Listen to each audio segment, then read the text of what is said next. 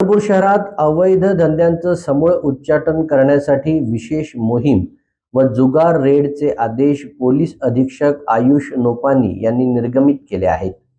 या आदेशाच्या अनुषंगानं स्थानिक गुन्हे शाखा चंद्रपूरचं पथक चंद्रपूर शहर पोलीस स्टेशन हद्दीत पेट्रोलिंग करत असताना गोपनीय बातमीदाराद्वारे खात्रीशीर माहिती मिळाली की आंबेडकर चौक, बापूपेठ वाड, चंद्रपूर इथं रहिवासी गुणवंत सोमाजी आवळे हा आपल्या राहत्या घरी काही इसमांना गोळा करून पैशाची बाजी लावून तीनपत्ती नावाचा हार जीतचा जुगार खेळत व खेळवत आहे।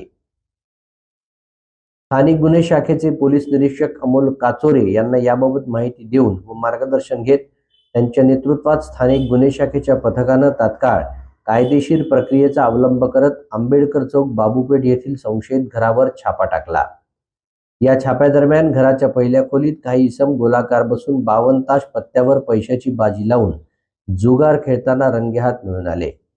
पथकानं घटनास्थळावरून एकूण 10 आरोपींना ताब्यात घेतला आहे।